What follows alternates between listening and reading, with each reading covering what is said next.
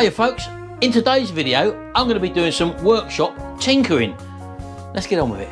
Right, well I was having a little bit of a clear out at the back of my workshop and I had some old motorcycle parts in there, namely some RD350LC stuff, and I've got some other stuff to sort out as well, but I found these carbs in there which have been there for donkey's years. These are a pair of Mikuni carbs off of a 350, and they are actually, the throttle bodies are actually seized up in them, so they're a little bit sticky on the inside there. So I thought what I'd do is I'll take them apart. I'm not going to strip them right down, I'm just going to take the top throttle bodies off, take the base off to see what size, see what state the internals are in, and basically just whack them in the ultrasonic cleaner, because I've recently just found out that they're worth about £200 on eBay. So I'll give them a bit of a bath first of all, just have a look inside, just see what state they're in. I want to make sure they are worth £200. If the inside's totally knackered, obviously I don't want to pass it on to somebody else asking top price, and then when they open them up they find out it's all corroded. So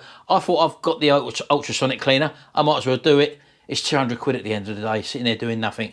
So let's strip them down, or just take the tops off and take the bases off, put them in the ultrasonic cleaner, and see what we can do with them.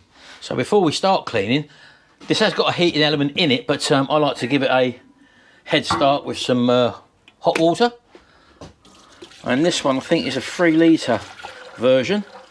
So I'm going to fill it up as high as I can, because these carbs are quite deep, as you probably know. So I'll go do that again. That was quick folks, wasn't it? It worked really, it was about 10 minutes in real time. So let's just get this lot in as well. And I've not actually boiled the water, it's probably about 70 degrees, something like that. I'll find out in a minute when I switch it on.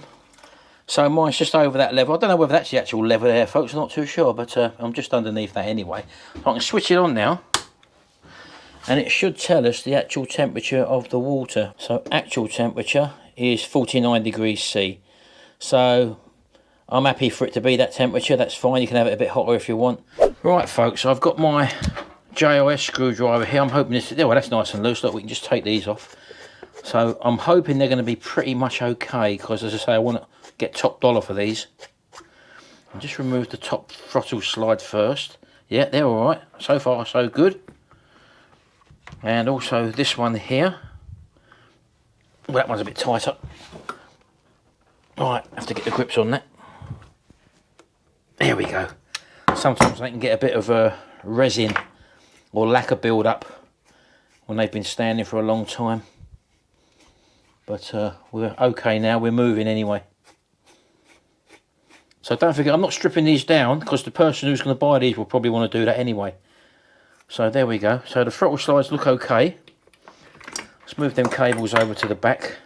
So we could get rid of them. The person's going to put new fuel hoses on anyway, I would imagine. So let's just slice them off. Like that. There we go. Yeah, see that spout's all rusted up, look, see. Right, okay, so that's that. And the bit we're interested in is inside the float bowl. So this is a JIS screwdriver, folks. Most Japanese bikes of the 70s and 80s and 90s use JIS screws, not just normal crosshead screws or Phillips or whatever. And you normally find a lot of float bowls on bikes back then in the day, normally all chewed up, because we'd never had the, well, we didn't know back then that these were called JIS screws, and a lot of them were chewed up, you see. Well, these are coming out nice and easy. I thought these could have been a bit problematic, these, especially as old as these carbs are. So let's have a look. I'll have to give it a little tap.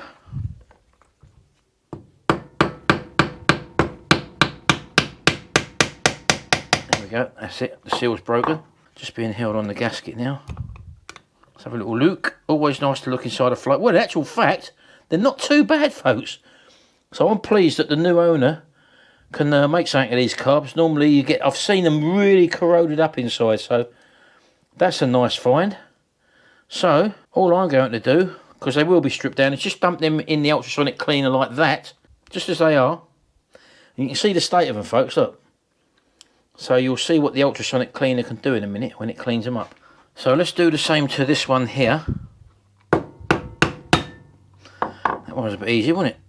So let's hope this one's as good as the other one, which it is. Look at that, look. How about that, folks? Fantastic. Right, I've just got a drop of standard thinners here. Be careful when you pour this into hot water, folks. It can bubble up. And that just adds the cutting agent that can sort of degrade lacquer build-up in a carb, which you get in the small oil ways and all that. Right, so let's just drop these in there then. Basket's already in there. Again, I'm not doing these to clean them perfectly. I'm just doing them for the person who's going to buy these, to make them a bit easier to handle, and also just to say, look inside and make sure they weren't all corroded up, sort of thing. So that's why we're doing that. So let's whack them in there, folks, and I'm going to put them on for probably about half an hour, and you see the stuff start to lift off them instantly. Yeah, that's working. The water starts to go cloudy, folks. It's a terrible noise, that thing, but I'll leave them in there now for half an hour. Put the lid on. And while that's working its magic, folks, I'm going to be bringing in another lawnmower. I've got an old lawnmower here, which I took in part exchange for the trotter lawnmower. It starts and runs and everything, because apparently it was one that Gary sold someone 2 years ago. So I'm just going to bring it in here. Let's have a little quick look at it. I won't be doing a lot to it, and I want it out the door as quick as possible. So we do a quick turnaround on this lawnmower. Right, on the lift, folks, let's get it up in the air.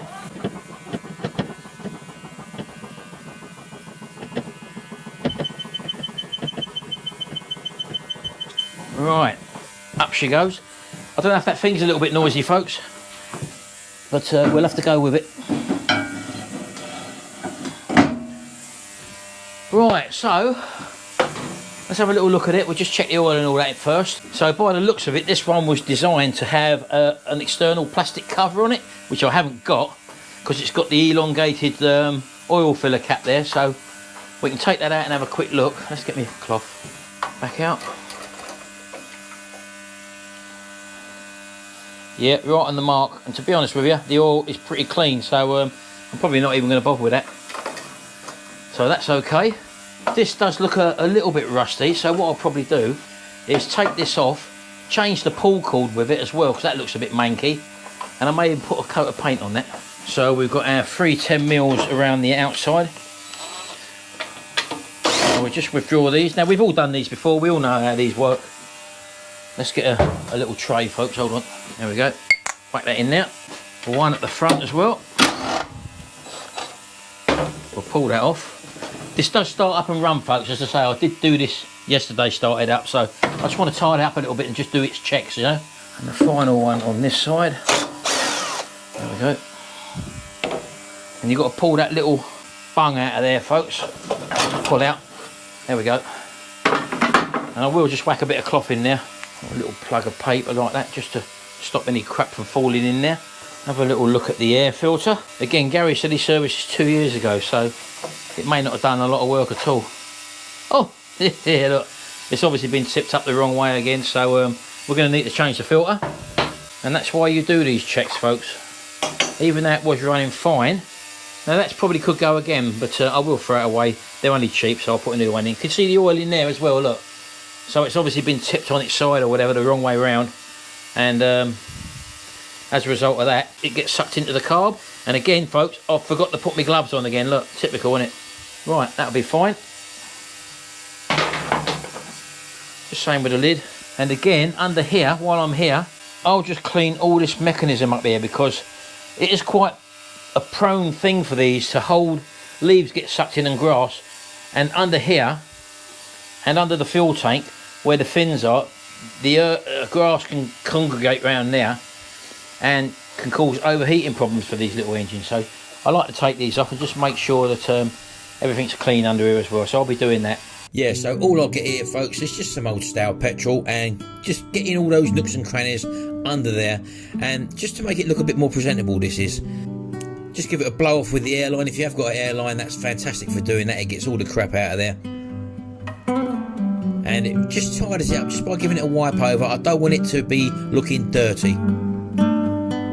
Right, that's that a little bit clean. I'm going to turn this off, folks. That noise is doing my Sweden. It must be doing yours Sweden as well. So let's just change the cord on this, get rid of the old one, and all you do is just pull it straight out, folks, till it stops. You can clamp these, but I just tend to hold it. That's the nut end. There we go. So that's what I want, another one that length. So you learn to do these one-handed, folks, when you cheat like what I'm doing here at the moment. So you just pull that out there, get the end, and just measure it off with the old one. That's all you need to do.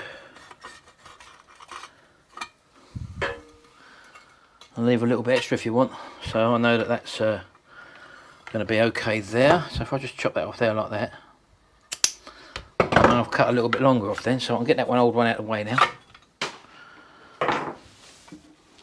And I've already pre-burnt the end of that with a lighter, so I can just poke that through there, get it through my hole, like that. Learn how to tie a knot one-handed, folks. I'll do this and I'll probably bugger it up now, you watch. No, we're alright, we've done it. Pull the knot up. There we go, you only need one, folks. Whack it in there, and then you can let that spring back in the safety that you've actually got enough there, because I pre-measured it. And there you go, I've got that little bit extra there. Someone mentioned that I say the word folks quite a lot in my video. Well, I have to, because I'm talking to you, aren't I? What do you want me to call you? Folks is just a generalisation, isn't it? So I'm happy with that. So if I do say it a lot and it annoys you, unfortunately it's your problem and not mine. Right, so let's get that off, pull that out. I do tend to keep this old stuff, folks, because when we hang stuff from the ceiling to spray, it just saves looking for or wasting new cord or whatever, you know. Right, let's just burn the edge of that. Just burn the end of it, and then just, that's very hot, folks. I keep saying folks again, look. Just bring it to a point. Put your old pull cord in, your new one rather, in the hole. Sometimes you've got to push it through with a screwdriver or a pointed thing, something, just to get it through, and then push it through. And then depending on what one of these you got, some of these have got big holes in them and you need 2 knots, so just be aware of that. This one was a single knotted jobby, so I'm happy with that. Put it through, give it a yank, and there we go. Brand new pull cord on. Not worried about that, as I say, because this one connects to halfway up the handle, so just handy to have a little bit extra there. Right, so all I'm going to do here is I'm not going to do anything special with this. I'm going to give it a quick degrease, a quick sand down, and I'm just going to give it a quick coat of black paint just to make it look a bit more presentable. Right, so a little wipe down, folks. I'll take that dipstick out. Just put that there for a minute. So again, I'm not even preparing anything. I'll just literally give it a wipe down. I've got an old Scotch-Brite pad here, folks, and literally just going to roughen the surface up. Just give it a slight key. Right, okay, that's it. So I'm just carefully now, and I mean carefully, I'm going to hold that cable up out of the way, and I'm just going to dust on some black paint. Again, just some UvwAAO black paint, this, nothing special. And just make it look a bit smarter.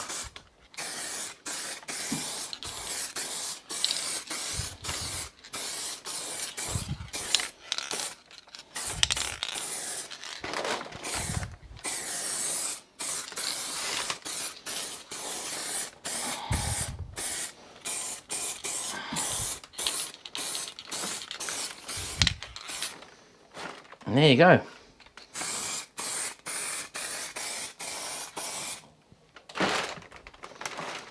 That's all we're going to do.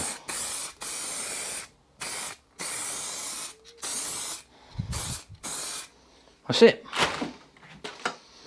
Didn't bother with the top bit. That'll make it look a lot better. So while we're waiting for that paint to dry, let's have a look at these little babies, see what they've turned out like. Oh, that's hot. That's hot. Get my pliers to hold them, and I've got to blow these off with the airline, folks, because they are very, very hot.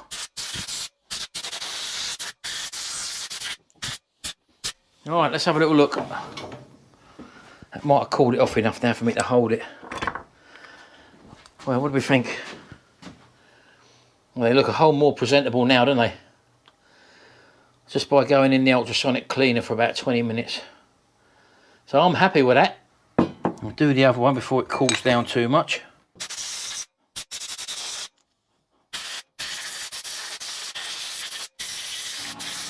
So that's the other one, folks. As you can see, it comes out in pretty similar condition.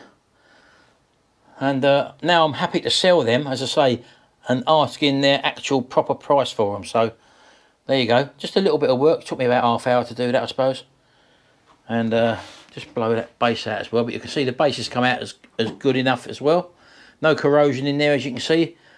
So that's it. So I'll just put them back together and they will be up for sale very shortly.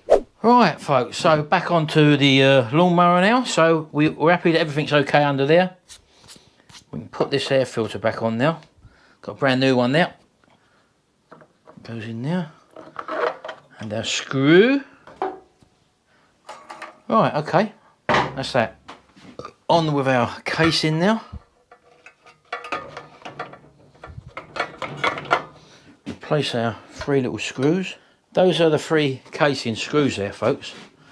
And as you can see, 2 of them are the same with small heads, and the bigger one has got a larger washer on it. That's the one that fits on the exhaust around the other side. So these 2 is for front and this side. That one is from the other side. Not tightening them down first of all, folks. Just get them in first. You find you tighten one down, the others won't go in. That's it. Just zip them up.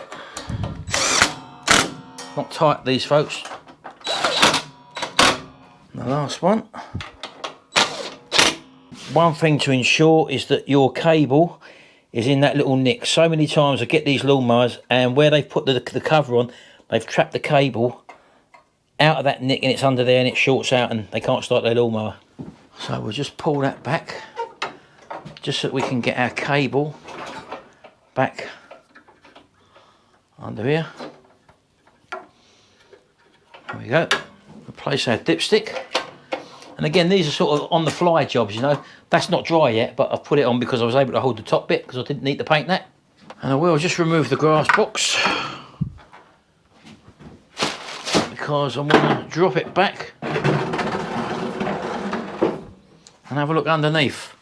I can see there's a bit of cord stuck around there, and I'm going to put an edge on that blade. That blade is very, very blunt. So let's put that on there. There we go. Off with the blade. Just making sure that that fibre washer is behind it as well, folks. Quite essential that, because without that it could just spin.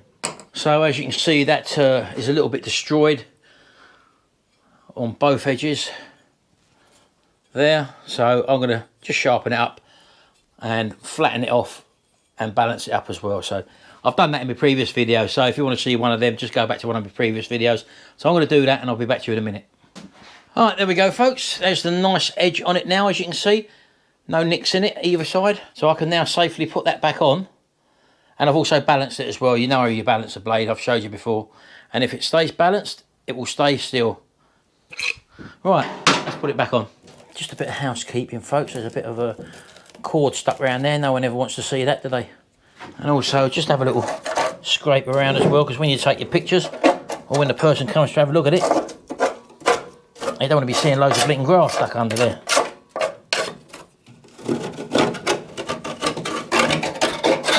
Right, on with the fibre washer, on with the blade. Don't forget, you shouldn't be seeing the sharpened edges. They go upwards, just like them flutes go upwards. It goes on like that.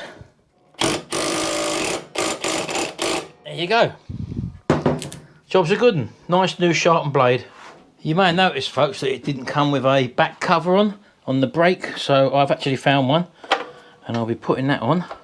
Just all these little things, folks, just show that you care. And when they buy a mower for you, they'll know that it's going to be in good condition, it's been looked after and serviced properly. Right, that's that done. So the final part of the jigsaw puzzle is just to give it a little wipe over, and in this case I'm just going to use a bit of WD-40. You know, I've got the Pledge Revive It, which I have used before, and I do use that a lot, but this is only literally a cheap old mower that just requires a little bit of a wipe over just to make it look a bit better, and this will do the job. Because apparently Pledge Revive It now is very, very dear and hard to get hold of in the UK, so just give it a wipe over and that's it. I think it's done. Give the wheels a little bit of a wipe over. That will do someone a turn. Right, let's get it outside, get it started up, see what it looks like. Right, okay, let's give it a prime. 3 of them, put the old cap back on the top.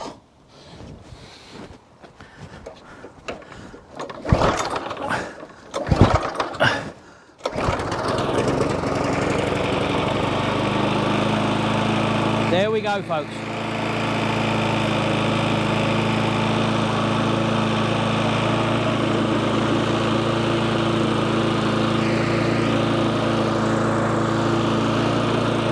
Got to be happy with that.